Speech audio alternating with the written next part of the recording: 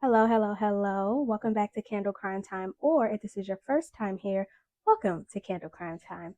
My name is Shanta, and what we do here on this channel is tell the stories of those who may have faded away from memory or the stories that you may have never heard of, while also making a candle or any other smell good product.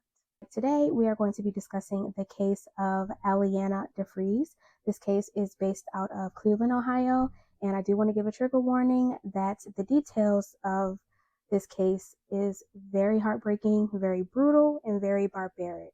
And this story is based out of Cleveland, Ohio, and it is very tragic, very heartbreaking. You may have heard this story and just have forgotten the details about it. And honestly, the details are not good. I do want to give a trigger warning. There is a crime against a child, and the details of this crime are very, very barbaric and very brutal. So I do want to put that warning out there. If this is something that your heart may not be able to take, this may not be the video for you. Side note, yes, there's no glam today. I just personally didn't feel like doing my glam, but we're not here for the glam. And without further ado, let's get started. Alianna DeFreeze was born on June 12, 2002, in Detroit, Michigan. Her parents' names are Damon DeFreeze and Donisha Cooper. She only had one younger brother. She is also the granddaughter of Donald DeFreeze. Donald DeFreeze had been the founder and leader of the Symbionese Liberation Army, a left-wing terrorist organization that was most noted for kidnapping Patty Hearst. Damon and Donisha had separated when Alianna was very young, but they continued to co-parent her, and they both were very active in Alianna's life. At some point in her early childhood, her family relocated to Cleveland, Ohio. Alianna had a developmental disability, which put her somewhat behind her classmates. She had been diagnosed with a mental health condition and needed daily medication. Alianna attended East Prep and Village Prep, Woodland Hills, which is located inside of Cleveland, Ohio. She was in the 7th grade, and at this time she was 14 years old. On January 26, 2017, Alianna's mother, Donisha, had walked her to the first bus stop at 6:30 a.m., which was located at East 154th Street and Kinsman Avenue. Alianna took the RTA Rapid Transit bus as she regularly did for school, but Donisha and Alianna's grandmother were not happy with her taking public transit to school, but one of the only reasons why they allowed it is because the bus stops were directly in front of the police station, which eased some of the anxiety. Also, it was later revealed by Donisha that the school stated that Alianna aged out of being able to catch the yellow bus to school. On this particular day, she had a 7 a.m. tutoring session at school. Alianna was dressed in her school uniform, which consisted of tan pants and a white shirt. Donisha kissed her goodbye and watched her as she got on the bus. Around 4 p.m. later that day, Donisha had expected to see Alianna walk through the door from school, but at this time, Alianna had not come home yet.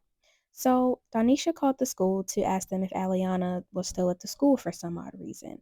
However, the school informed her that Alianna actually never showed up for classes that day.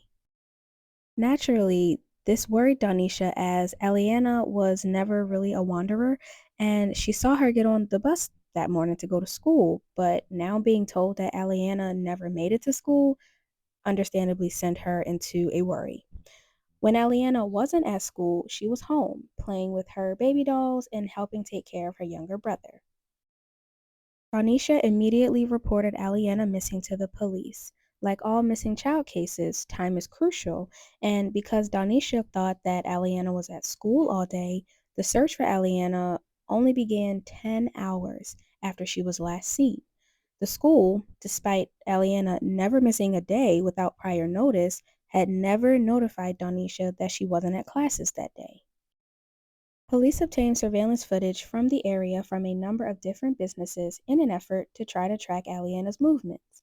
RTA surveillance footage shows Alianna exiting a bus, while other surveillance video from a business shows her crossing the East 93rd Street.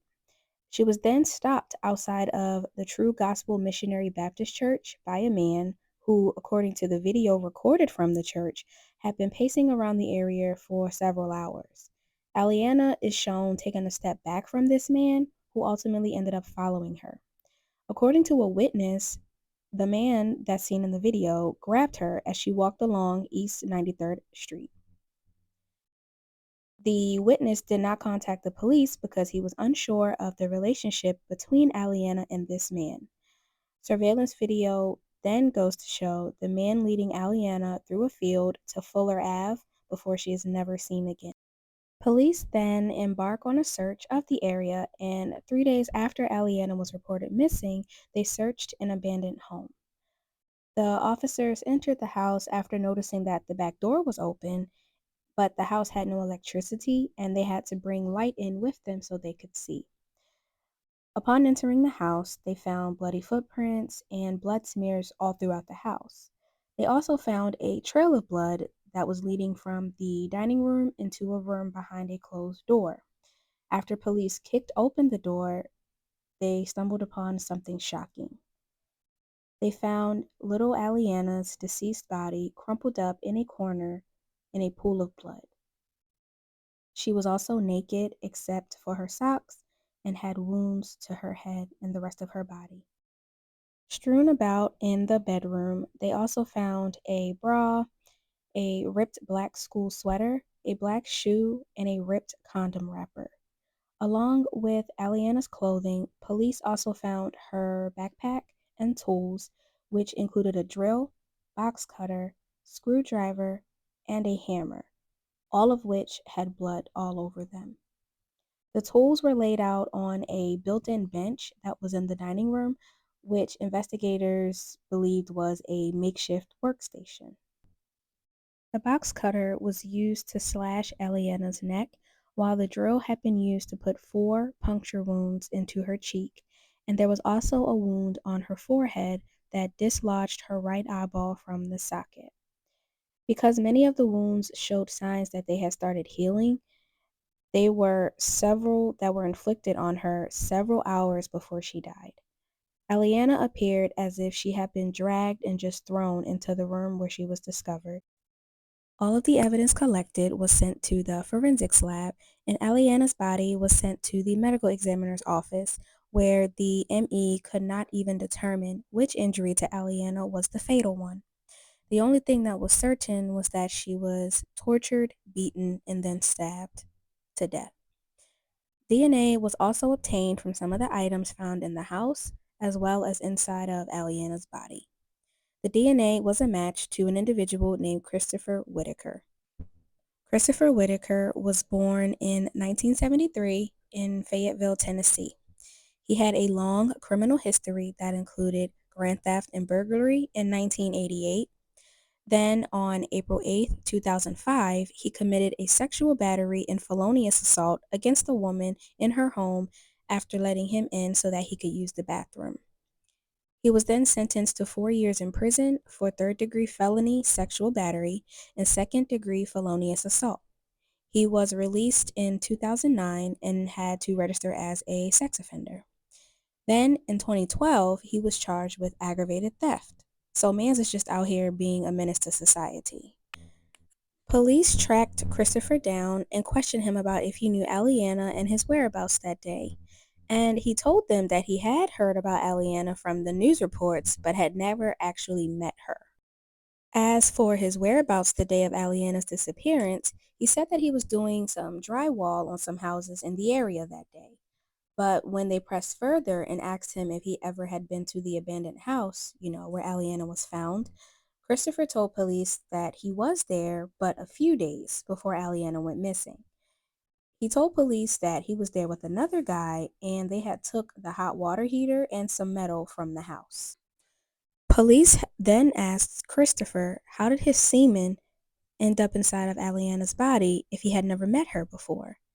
Christopher told police, and I quote, "I'm a crackhead. I get high and I do stupid-ish for money," end quote. Christopher also told the police that he and 2 other men had got high in the abandoned house, and at first, he said that he didn't touch Alianna, he just masturbated. He then told the police that he had consensual sex with Alianna. Again, she's 14 years old. By the way, Christopher's story does change a lot, but the bottom line is Mans is a liar, liar, pants on fire. So you can't believe a damn thing he says at this point. Also, during his questioning, he had asked the police for some water and told them that he just wants to die right now. He also goes on to say that he had blacked out after punching Alianna and that he would not have committed the crime if he were sober. He also stated, quote, "People are going to look at me like a monster. I'm not a monster," he told investigators. He added that he was, quote, "just an addict who made a mistake that should not have happened," end quote. Then this person had the audacity to tell investigators he did not want his face in the news. Sir, go to hell. I'm sorry. I apologize for my outburst. Anyway, back to the story.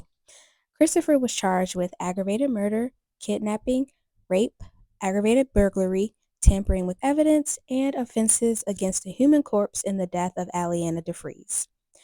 At his trial, the prosecutor stated that it was a violent and premeditated murder, one that deserved a sentence no less than the death penalty. Christopher had abducted Alianna when she was on her way to school, taken her to the abandoned house where he raped, tortured, and killed her. The prosecutor, and I'm so sorry if I mispronounce it, Mahmoud Awadallah, showed the jury the Black & Decker drill, the Phillips head screwdriver, nut driver, and box cutter that were used in the torture of Alianna. He also showed them multiple photographs of the puncture wounds to Alianna's face and her head. The drill matched 4 puncture wounds to her cheek and a wound that was on her forehead that dislodged her right eyeball from the socket. The box cutter matched several slash-type wounds that were to Alianna's neck. The court heard that there were actually too many slash wounds to count. The medical examiner also testified about Alianna's injuries, even saying that many of the wounds again showed signs of healing that indicated that Alianna was actually alive for several hours after he inflicted them upon her. The defense attorney for Christopher Whitaker, Thomas Shaughnessy, told the jury that Christopher does not contest the charges. They called no witnesses, and it was clear that the focus of their case was in relation to the penalty phase. They did not want Christopher to get the death penalty. They did not want the death penalty because they said that Christopher's drug use made him less able to control his impulses and follow the law. However, of course, the prosecutors disagreed, and with the prosecutor Mahmoud Awadallah saying, quote, "The evidence does not point to a drug-induced frenzy. It does not point to a blackout. It points to that he knew exactly what he was doing." The jury deliberated for 6 hours and they found Christopher guilty on all 10 charges of kidnapping, raping, and killing of Alianna DeFreeze on February 13, 2018. On February 23, 2018, the jury recommended that Christopher should receive the death penalty. Judge Carolyn Friedland agreed and then formally sentenced him to death on March 26, 2018, along with a 48-year sentence separate from the death sentence for his convictions of the aggravated burglary, rape, felonious assault, obstruction of justice, and gross abuse of a corpse.